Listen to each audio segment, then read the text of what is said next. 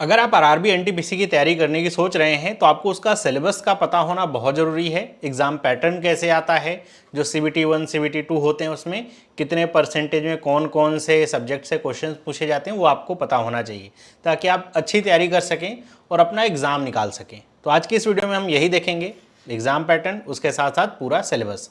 आपको अगर वीडियो अच्छा लगे तो वीडियो को लाइक करना ना भूलें, अपने दोस्तों के साथ भी वीडियो को शेयर करें। हेलो, मेरा नाम है चंद्रहास, स्टडी स्मार्ट में आपका स्वागत है। तो सबसे पहले मैं बात करता हूँ मैथमेटिक्स की। मैथमेटिक्स सब्जेक्ट आपको हर एक एग्जाम में देखने को मिलता है, चाहे बैंकिंग हो, एसएससी हो, रेलवे में भी। लेकिन रेलवे में जो मैथमेटिक्स है उसमें थोड़ा सा अंतर आपको ऐसा देखने को मिलेगा, जैसे जो एक कह सकते हैं कि टाइप ऑफ या लेवल ऑफ क्वेश्चंस जो हैं वो बहुत ज़्यादा हाई लेवल के नहीं रहेंगे। जैसे आपको कुछ बैंकिंग के क्वेश्चंस देखने को मिलते हैं, अर्थमेटिक वगैरह के काफ़ी हाई लेवल के रहते हैं मेंस में, वैसा नहीं रहेगा।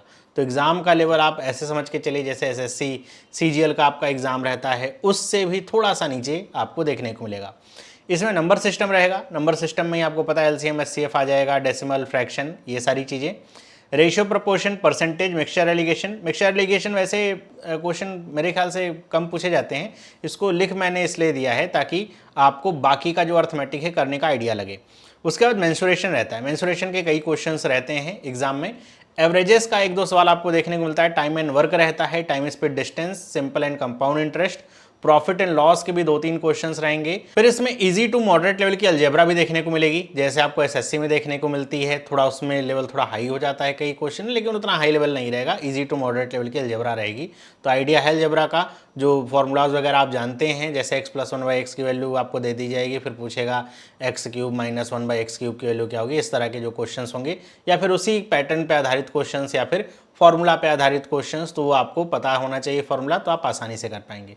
ज्योमेट्री क्वेश्चंस पूछे जाते हैं, थ्योरम बेस्ड क्वेश्चंस रहेंगे, जो प्रॉपर्टीज़ वाले रहते हैं, बहुत ज़्यादा कठिन नहीं रहता है, टेंशन लेने की जरूरत नहीं।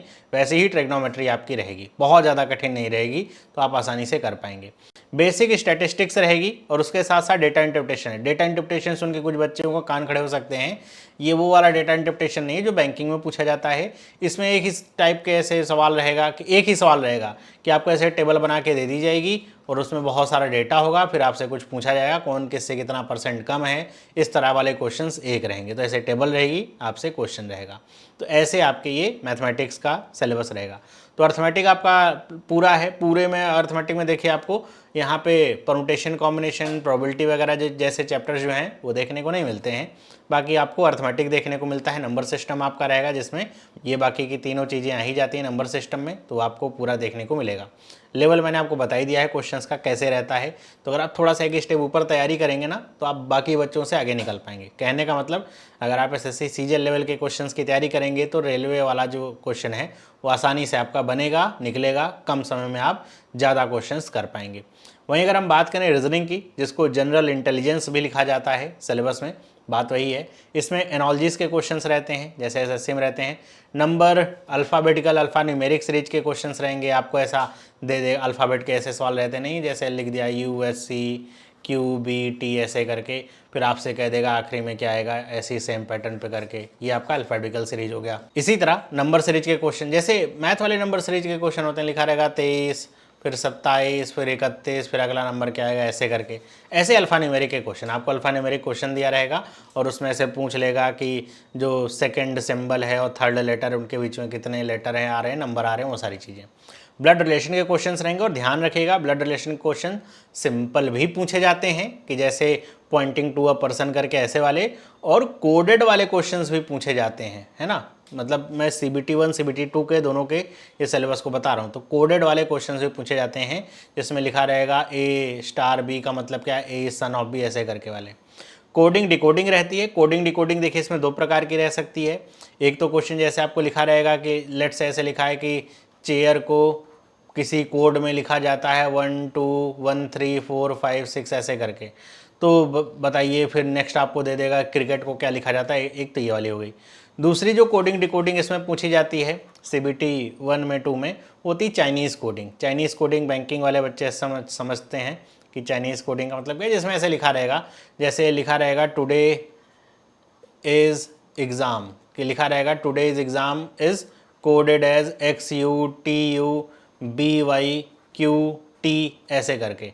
तो ऐसे आपको अच्छा 3 ही है तो इतना 3 ऐसे लिखा रहेगा, ऐसे करके आपको 4 लाइन रहेगी और आपको डिकोड करना पड़ेगा, उस पर क्वेश्चंस रहेंगे। मैथमेटिकल ऑपरेटर्स क्वेश्चन रहेंगे, भाई आपको एक पूरा मैथमेटिकल ऑपरेटर दे दिया जाएगा 7 + 4 × 3, फिर आपसे कहा जाएगा इनमें से किसको स्वैप कर दें कि एक्सप्रेशन बराबर हो जाए, या इस तरह के ऊपर जो क्वेश्चंस आते हैं।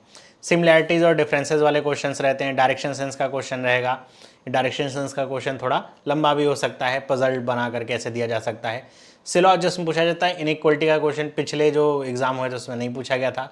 वेन डायग्राम के ऊपर क्वेश्चंस आते हैं जिसमें आपको 3 शब्द ऐसे दे दिए जाते हैं और आपसे कहा जाता है कि कौन सा वेन डायग्राम इसको दिखाता है। जैसे मैं आपको एक बता दूं, जैसे बस, थोड़ा मैं ऊपर लिख देता हूँ, जैसे मैं लिख दूँ बस और फिर यहाँ पे लिख दूँ टिकट और लिख दूँ ऐसे ट्रेन। तो अब इसका वेन डायग्राम आपको बताना होगा। तो इसका वेन डायग्राम आप ऐसे दिखा सकते हैं कि भाई टिकट तो दोनों में ही लगता है, बस और ट्रेन दोनों में ही, तो ये वाला सही हो जाएगा। इसके अलग अलग ऐसे पैरामीटर्स बने रहते हैं, अलग अलग वेन डायग्राम। फिर पजल्स पूछे जाते हैं, वो सिंगल एक ही नंबर का क्वेश्चन रहेगा, ऐसा नहीं कि एक पजल होगी उस पर 4 क्वेश्चन। छोटी सी पजल रहेगी, किसी के ऊपर भी हो सकती है, हाइट के ऊपर हो सकती है कि कौन किससे बड़ा है कौन किससे छोटा है, एज के ऊपर हो सकती है, बैठाने को लेकर के भी हो सकती है, ऐसे रह सकती है।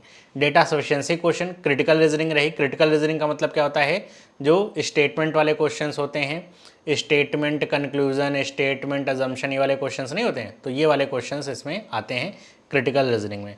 फिर डिसीजन मेकिंग रहेगा, जिसमें आ सकता है क्वेश्चन कि आपको डिसीजन मेकिंग रहेगा कि आपको कह दिया जाएगा एक कोई पोस्ट खाली है, उसमें अगर किसी को सेलेक्ट होना है तो उसके लिए ये क्राइटेरिया है, फिर एक कंडीशन दे देगा कि ये व्यक्ति है और ये जा रहा है जॉब देने के लिए, तो बताइए सेलेक्ट होगा कि नहीं होगा। ऐसे करके वो आपका डिसीजन मेकिंग का क्वेश्चन आ सकता है। अल्फ़ाबेटिकल सीरीज के क्वेश्चन आ सकते हैं कंप्लीशन वाले, जैसे एसएससी में पूछे जाते हैं, लिखा रहेगा ADB डैश, फिर यहाँ पे CDAB ऐसे डैश डैश करके, ये वाला क्वेश्चन। रैंकिंग और ऑर्डरिंग का क्वेश्चन भी रहता है, पिछले साल पूछा गया था, जिसमें आपको बता देगा कुछ बच्चे हैं जो एक लाइन में खड़े हैं, फिर इनके बीच में कितने बच्चे आएंगे, वो पूरा वाला जो क्वेश्चन होता है वो रैंकिंग ऑर्डरिंग में आता है। तो ये रीजनिंग का सिलेबस है। तो आपको दिख रहा होगा कि बैंक SSC को ऐसा मिला करके सिलेबस है, लेकिन इसमें भी मैंने आपको बता दूं कि बैंक वाला लेवल तो बिल्कुल भी एक्सपेक्ट मत करिए, वो लेवल नहीं आता है, चाहे वो कोडेड वाला ही क्वेश्चन हो, पजल ही क्यों ना हो। जो लेवल है वो आप SSC वाला समझ के चल सकते हैं।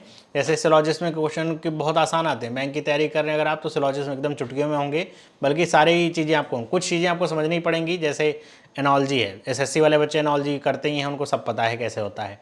मैथमेटिकल ऑपरेटर्स के क्वेश्चंस हैं, सिमिलरिटी और डिफरेंस वाले क्वेश्चंस हो गए, या अल्फ़ाबेटिकल सीरीज कंप्लीशन, ये बैंक वाले बच्चों को थोड़ा एक्स्ट्रा में पढ़ना पड़ेगा, बाकी सब कुछ वैसा ही है, कोई डिफरेंस नहीं है, सब कुछ आप आसानी से कर सकते हैं। एनालिटिकल रीजनिंग में भी इसके कुछ अलग अलग क्वेश्चन हो सकते हैं। फिर हम बात करते हैं जनरल अवेयरनेस की। मैं अगर आपको बताऊं, इस पूरे कह सकते हैं CBT 1 CBT 2 में या पूरे RRB NTPC एग्ज़ाम में अगर मुझे कुछ सबसे ज़्यादा कठिन लगता है तो ये जनरल अवेयरनेस का सेक्शन ही है। इसमें इंग्लिश नहीं होता है, आपको पता होगा, क्योंकि जनरल अवेयरनेस का बहुत ही खतरनाक रहता है। मतलब आप ये नहीं सोच सकते, जैसे आप बैंकिंग में समझ सकते हैं कि यहाँ तक का करंट अफेयर रहेगा, या फिर ये पूछा जा सकता है। SSC में भी सोच सकते हैं, आपने अगर कुछ प्रीवियस ईयर पेपर लगा लिए तो आपको आइडिया मिल जाता है। इसमें कुछ आइडिया ही नहीं मिलता है। इसमें जो करंट अफेयर है वो 1 साल नहीं 2 साल का पुराना भी पूछ लेते हैं, है ना। तो ये करंट अफेयर इसका बड़ा ही स्पेसिफिक रहता है, बहुत लंबा समय आपको कवर करना रहेगा। साथ ही साथ बाकी का जो जनरल अवेयरनेस, वो SSC का जो जनरल अवेयरनेस का सिलेबस है वही सब है। History, geography, science, economy, polity, सब कुछ जो आपका, जैसे आर्ट एंड कल्चर, सब कुछ जो स्टैटिक GK, कंट्री, करेंसी, ये सब वही वाला पूरा सेक्शन रहेगा। जैसे आप लूसेंट की किताब खरीदते हैं ना, तो वो वाली अगर आप किताब खरीद लेंगे, या वही नहीं, उस तरह कोई भी किताब आप खरीद लीजिए जिसमें जो डेटा हो करेक्ट हो, तो आप उससे तैयारी कर पाएंगे। और ज़्यादातर बच्चे इसी की तैयारी में ही फंसे रहते हैं और इसकी वजह से बाकी के सेक्शन से ना वो कवर नहीं कर पाते। अब आप कहेंगे ऐसा क्यों, जब इतना कठिन है तो ऐसा तो है नहीं सेक्शनल कट ऑफ है, या आ भी जाए, अभी जैसे नोटिफिकेशन आ जाए कह दे सेक्शनल कट ऑफ भी है, तो आपको ये देखना होगा कि यहाँ पे जो आप इनपुट दे रहे हैं उसका आउटपुट कितना मिल रहा है। आप थोड़ा प्रीवियस ईयर पेपर लगाएंगे तो आपको अंदाज़ा मिलेगा कि इसका जो जनरल अवेयरनेस वाला सेक्शन है काफ़ी ज़्यादा, मतलब एक तरीके से गेस नहीं किया जा सकता कि यही आ सकता है। जो आप नहीं भी सोचे रहेंगे वो भी पूछ लिया जा सकता है। तो थोड़ा कठिन साइड में ये होता है, थोड़ा पढ़ना पड़ेगा इसके लिए आपको, लेकिन इसी को पढ़ते हुए रह करके आप मैथ और रीजनिंग को ख़राब ना कर लें। जैसे मैं आपको थोड़ा सा एग्ज़ाम पैटर्न दिखाऊं तो आपको समझ में आएगा कि जैसे CBT 1 का ये जो पिछली बार हुआ था उसी के आधार पे है और उम्मीद है बदलेगा नहीं। जैसे जनरल इंटेलिजेंस रीजनिंग में 30 क्वेश्चन थे 30 नंबर के, मैथमेटिक्स में 30 क्वेश्चन थे 30 नंबर के, जनरल अवेयरनेस में आपको 40 क्वेश्चन थे 40 नंबर के। वेटेज ज़्यादा है जनरल अवेयरनेस का, इसीलिए बच्चे फंसते हैं इसमें। तो 100 क्वेश्चन 100 नंबर के और 90 मिनट का यहाँ पे ऑल टुगेदर समय रहता है। पेपर कैसा होता है कि पेपर में आपको, जहाँ तक मुझे याद है पिछली बार जब मैंने दिया था, कि इसमें सेक्शनिंग नहीं रहती है कि आपको जनरल इंटेलिजेंस खुलेगा फिर मैथमेटिक्स खुलेगा, फिर ऐसा नहीं रहता। 100 क्वेश्चंस रहेंगे। पहला मैथ का हो गया, 3-4 क्वेश्चन जीए के हो गए, फिर 3-4 क्वेश्चन रीजनिंग के हो गए, जरूरी नहीं 3-4 ही हो, 2 क्वेश्चन रीजनिंग के हो गए, फिर 3 क्वेश्चन मैथ के हो गए, ऐसे चलता रहता है। तो ये बहुत कठिन हो जाता है। जैसे आपका माइंड बना रहता है ना, आप मैथ करेंगे तो वो ऐसा नहीं रहेगा। तो आपको ऐसे देखने को मिलेगा, पर मैथ आ गया, कोई जीए आ गया, फिर बीच में रीजनिंग घुस गया, फिर कहीं से मैथ आ गया, फिर से जीए आ गया, ऐसे चलता रहता है। तो इसमें बच्चे बहुत कन्फ्यूज होते हैं। आप सोचिए 100 क्वेश्चन इस तरह के आपको लगाए रहेंगे। और अगर मैं कुछ कट ऑफ की जैसे बात करूं, जैसे मुझे तो प्रयागराज इलाहाबाद वाला ही याद है कि वो 77 पॉइंट समथिंग गया था कट ऑफ, मतलब इससे ऊपर आपका कट ऑफ था तो क्लियर हो पाए थे, जनरल का कट ऑफ था। तो मतलब कट ऑफ काफ़ी हाई साइड में रहता है। अगर मैं CBT 2 की बात करूं तो आपके जो नंबर ऑफ सब्जेक्ट हैं वो तो इतने ही हैं, रीजनिंग, मैथमेटिक्स, जनरल अवेयरनेस, लेकिन क्वेश्चंस आपके 35 सब हो जाएंगे 35 नंबर के, मैथमेटिक्स में 35 नंबर के, और जनरल अवेयरनेस हो जाएगा आपका 50 नंबर का। और वो क्वेश्चंस कितने रहेंगे, मतलब 50 क्वेश्चंस 50 नंबर के, तो टोटल 120 क्वेश्चन 120 नंबर के, लेकिन समय आपका 90 मिनट का ही एग्रीगेट समय रहेगा।